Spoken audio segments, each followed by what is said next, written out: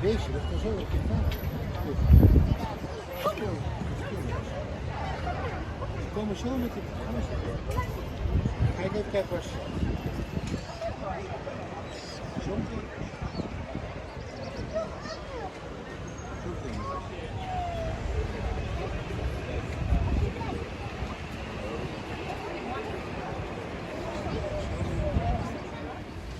What might maybe surprise you a little bit about me is that I am actually not Dutch.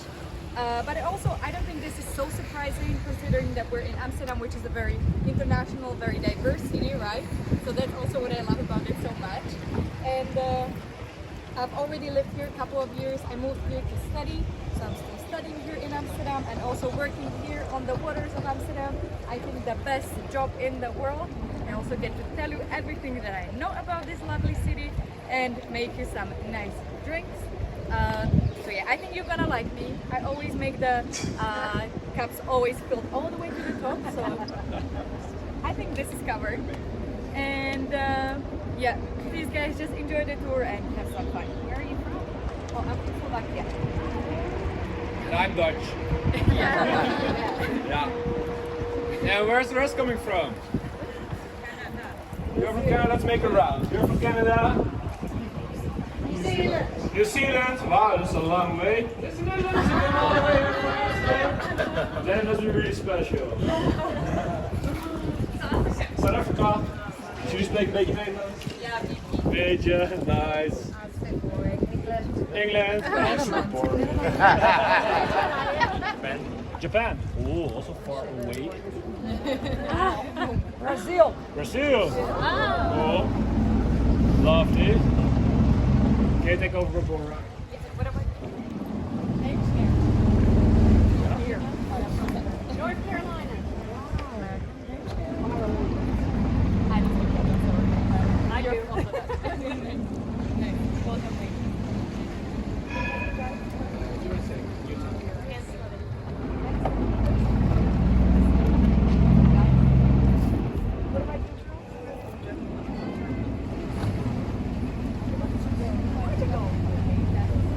What about you guys? USA. Indonesia. Indonesia. Nice. Welcome. And is there any? Where are you guys from? We're from Montreal, Canada. Ah, nice. I've been there actually. I love the city. Gave me very kind of like a mix of like America and like European kind of vibe also. So I don't know if that makes sense. Yeah, I know. I actually went to Canada to learn French. Little did I know that it's not French like from Europe. Yeah. Alright, nice, thanks. Very international group actually. Did we have everybody? Yeah. Perfect. So, yeah, do we have actually any first timers here in Amsterdam? Yeah. Very nice. A lot of guys. I always like to see this because, you know, for us it always means that we can invent a little bit. We're never gonna know. Thanks for that, guys. Thanks for that. Okay, so I'm gonna get started with a round of drinks. So please have a look if you haven't yet on the drink menus and then get back to us.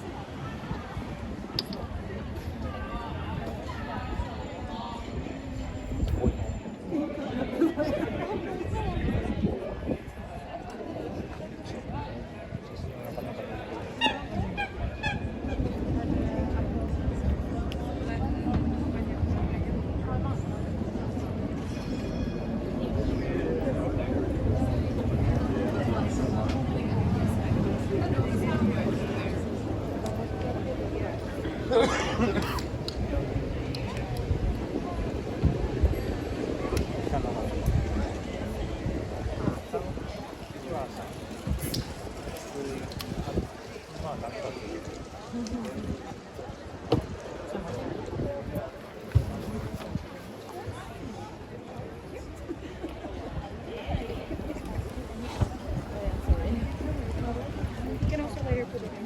Thank you. Just like sometimes I need to grab some. Yeah, but I can also. Thank you. Yes. No, because last time I got my fingers stuck there. Like a pro. I cried like a baby. But thank you.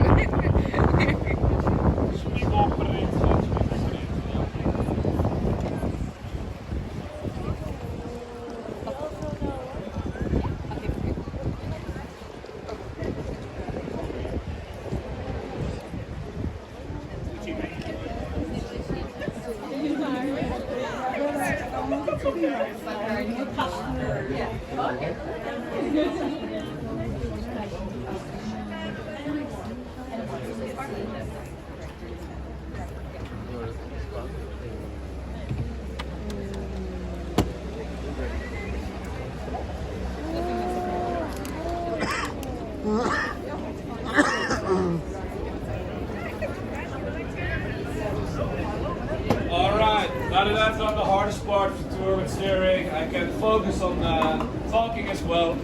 So maybe let's start with some stories about Amsterdam. And I'll start with the beginning with some history, of course, but in a nice way, not boring history class from Max. Amsterdam was founded around 750 years ago, and it was a small village in the beginning. It was not comparable with how you see it today, of course. It was much smaller, a small village, which was built on a dam. Now we know that dam is Dam Square, maybe we've been there, or we'll go there. It's the main square with the big palace. And a great location, because it was both built at the end of a river, the Amsterdam River. We also will be there in around 10 minutes. And it was also linked to the sea directly. That's not the case anymore, because now we've been separated from the sea by a big dike more to the north of the Netherlands. But a great location, surroundings with water, gave us the opportunity to do a lot of fishing. So that's how we actually mainly made our money, farming and fishing. And they mainly fish for herring. Who's tried herring already? It's quite typical Dutch, to eat it raw, with onions, pickles. You tried? Not the roll. Oh, not the raw. You did? Yeah, it's good. You like it? Yeah. Great. Yeah, either you love it or you hate it. I hate it personally, but as you can see, there's also a lot of people who like it. So great, glad you tried. And the fishing was already quite profitable actually. We made good money out of that. But like anyone else, we strive for more. We wanted more money, so started building the boats bigger and bigger. And eventually they got big enough to cross the oceans and to go to other parts of the world. And there was also a time when a company was born. We call it the VOC, but maybe the United Dutch East India Trading Company rings a bell to some of you. I hope it does. They say it's the biggest company to have ever existed. And if it would still exist now, then it would be valued more than the top 10 multinationals nowadays. Really impressive. They grew so big that they had their own currency, their own army, and eventually also their own stock market. The world's first stock market to go public. So what did they do? Of course, as the name already tells you, it was a trading company, but nowadays we rarely would call it slavery and stealing. It was not really done in a nice way. So they went to countries far away, like Indonesia for example, Sri Lanka, and they took a lot of goods from there. Mainly spices, nutmeg, cinnamon, black pepper, and they all brought it back here to Amsterdam. And when it came here, it was also quite expensive. If you would fill a cup this big to the top with some black pepper, you could already buy a house around here. Not the case anymore, unfortunately. Nowadays you need a little bit more pepper, but it was really expensive, the spices. So the big boats returned to Amsterdam in the open harbor. That's where Central Station area is right now. It's also where the coast was. But those boats were too big to enter these canals, so they were loaded on some smaller cargo ships, which is the one you can find here on this side of the boat. They got the boats here to unload the goods and store them in these buildings. Because in this canal, most of these buildings used to be warehouses to store all those goods. But where, in which part of the house you think they wanted to store those goods? Basement. Basement, you would say? Sorry? Cellar? Oh, basement?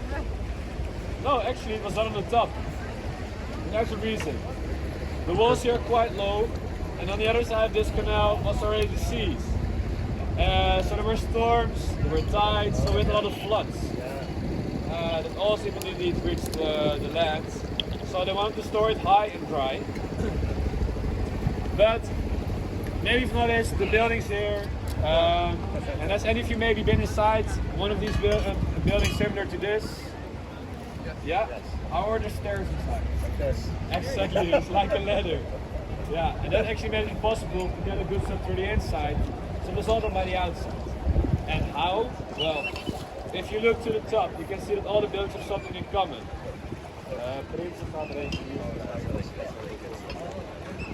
They have a beam and a hook, which they use as a hoist system. So they would throw a rope over the hook and hoist all those goods up. And actually a lot of people still use the method a lot nowadays. When they want to move homes and have to move furniture, especially it's funny to see in September. A lot of new students are moving in and you can see putting all their effort and strength into hoisting up a heavy and big piece of furniture. But once they reach the top, it doesn't fit through the window. It's always nice to see. So if it ever happens to you, measure your windows first or just buy IKEA. IKEA always works.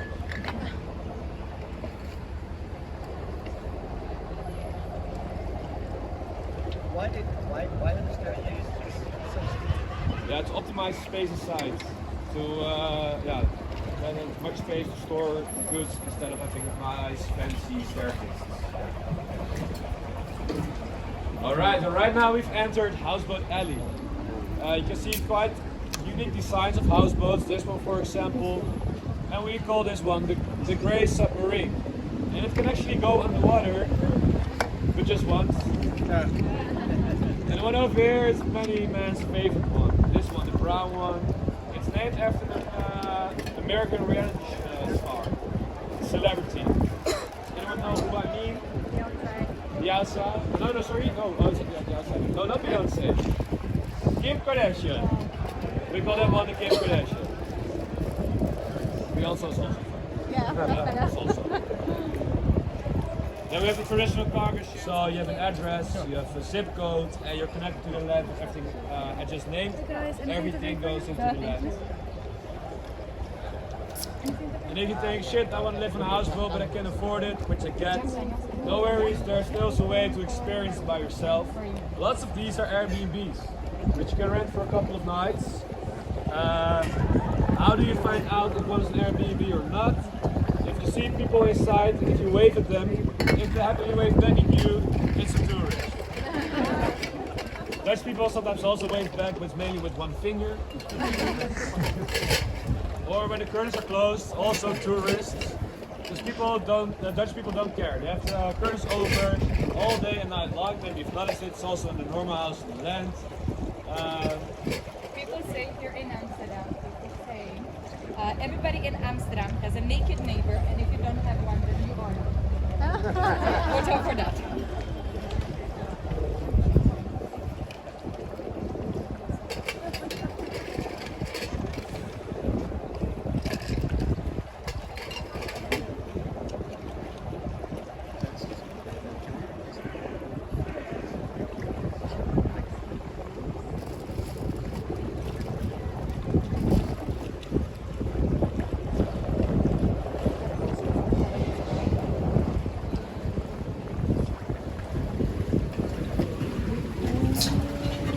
So now you can see it's a lot more spacious here.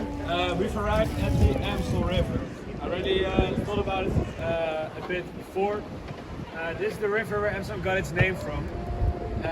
Because they built a dam at the end of this river, Amstel. So in the beginning was Amstel Dam, and eventually that changed to Amsterdam. On this side of the boat you can see these things in the water. That are the city locks. They were there to prevent the city from having floods, so they could close the massive doors to stop new water running into the canals. Nowadays, we don't need it anymore because we have a great water management system in the whole country with way bigger lock systems than these, and also dikes, etc. But in Amsterdam, there's still a lot of locks, and sometimes we still use it. When there's, we can open and close some of the locks. And then you create an artificial current which flushes the canal water clean with the cleaner water from the Amstel River. So it's safe to swim in? Yeah. Yeah. First, if you look to the front, you can see a beautiful bridge. And it's called the Magerbrug, or in English the Skinny Bridge. But it also has the nickname the Lover's Bridge. And it is said that if you kiss or hug your loved ones on top or underneath this bridge, that your love will last forever and happily. So you still have a few moments to consider. Forever is a very long time. Realize that.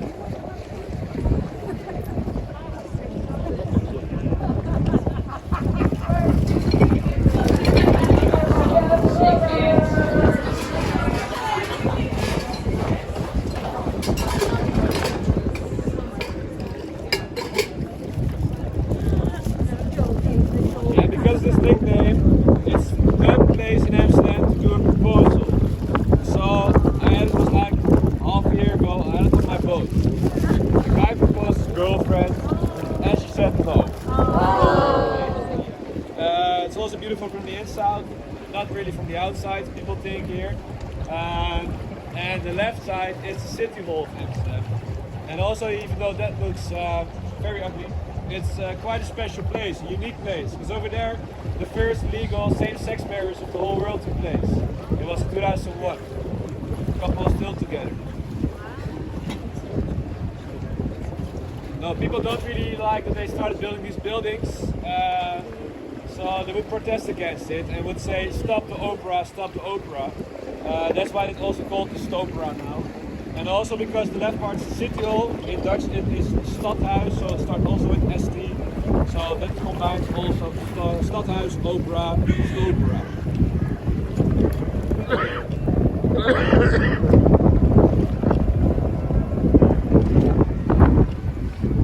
And have you noticed that we have quite some crooked houses here in Amsterdam? Right? Exactly. Yeah, leaning forward was done on purpose. Because just to think about the hoisting system, there were some accidents that the goods smashed in the windows. And glass was really expensive. So they wanted to avoid it and did it by started building it forward. So if it leans forward, then the road would go up in a straight line. It was less likely it would touch the facade. But there's also leaning to the left and the right side. Like that one, was not done on purpose. So what happened over there? Sorry? Too much drinking, yeah, exactly. No, it's a bit more complicated. When Amsterdam was expanding, they had to create land on a very soft ground, a swamp. So then I decided to use 11 million wooden poles, that's what they used in total, which they hammered down the ground as a foundation. It seemed to be the perfect idea. It turned out to be not, because what happened over time, when we had low tides, the poles came in contact with oxygen and started rotting. And over there you can see an even better Those are some really good houses. And right behind is the Amsterdam Square with a lot of nightlife and clubs. So for that reason we also call these the drunken houses or the dancing houses. Or my favorite nickname, the gay houses, because they're not straight.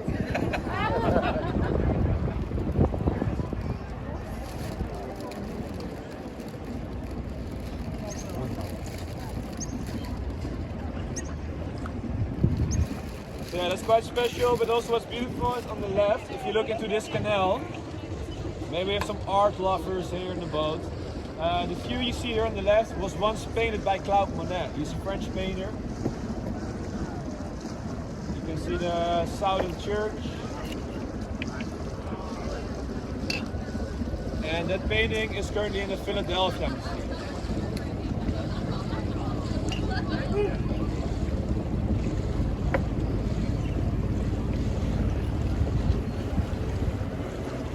So you just asked, right, if it's allowed to swim in this water. Yeah. There's a lot of people doing it, so yeah, it's allowed on specific places. But would you take a jump? What do you think about the water? I don't know, like, it doesn't look the cleanest. It doesn't look the cleanest, right? What do you think the color is? Brown. Brown.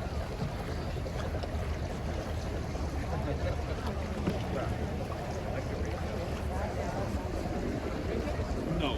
Okay, that's not bad. It's not that bad, right? Not bad. It's pretty clean, transparent, actually.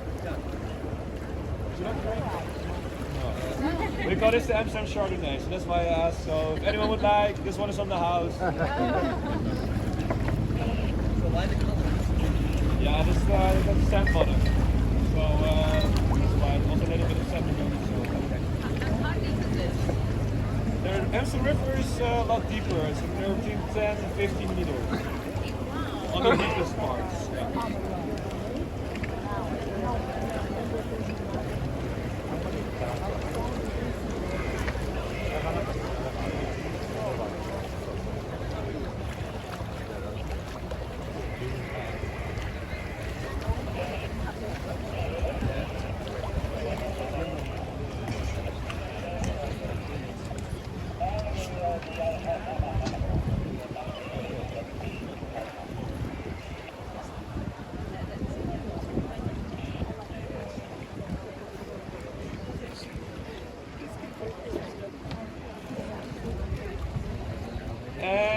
over here you can see a few buildings, and one of those is fake. So from the right to the left, you have the black one, the orange one, the red one, and the lower one on the left. Which of those is fake, do you think? The red one. The Red one. red one. Black. So Why is it fake? we'll see. We'll see. First, we're gonna find out which one it is. So after this bridge, if you take a look, you can see which one is fake actually.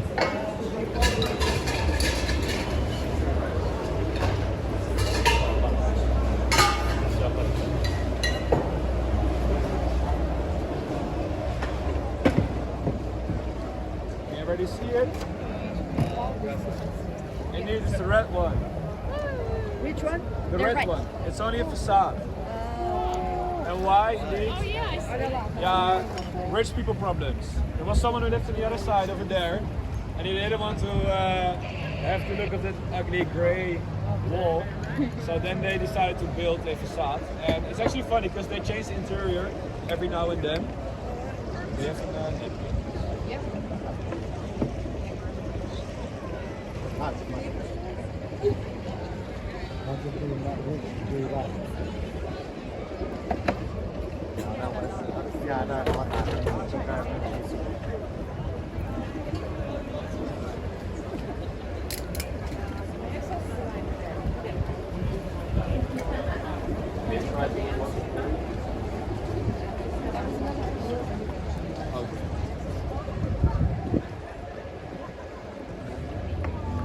So guys, we just entered in Dutch. Hier en graag. It's always very tricky because if you're gonna try to pronounce something in Dutch, you have to pronounce the G's as I always like to think about that as like a broken blender or so. So if that helps, do you guys want to maybe practice with me? Hier en graag. Nice, you're all better than me. Nice, very good job. And yeah, hier en graag, or in English, this would be the gentleman's canal. Thank you. And this actually used to be always the most expensive canal, and also to this day still is. And you might also recognize it yourself based on mostly one thing. So what do you guys feel like is different here on this canal compared to the other canal? It's something about the building. Exactly, that's the answer I was looking for, thank you. So yeah, these buildings here on this canal are much wider compared to the other ones. And on all of the other canals, the buildings are made so narrow to avoid paying taxes.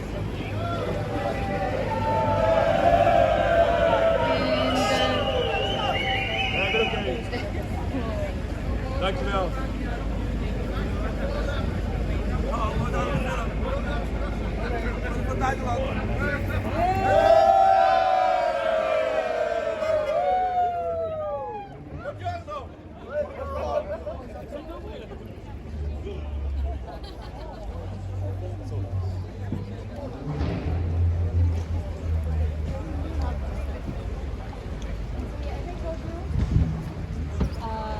The most expensive canal, and yeah, the people living here on this canal, they didn't care about the tax much, so they actually wanted to pay as much tax as possible. Very unheard of today, but yeah, this was really the case.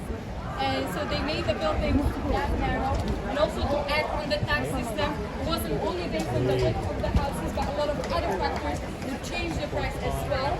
So for example, how large your windows were, how detailed your facade was. Another, maybe you would think a minor detail, but it would again change the price.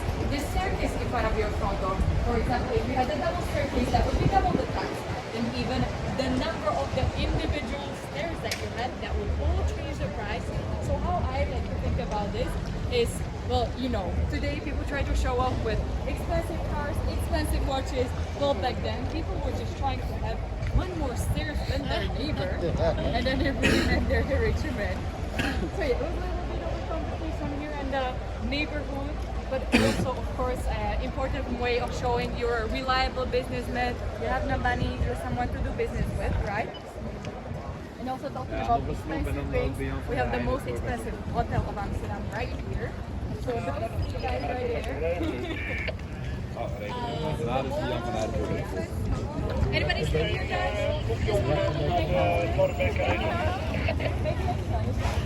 And if you're curious, the cheapest goes for around 1,200 a night, and the most expensive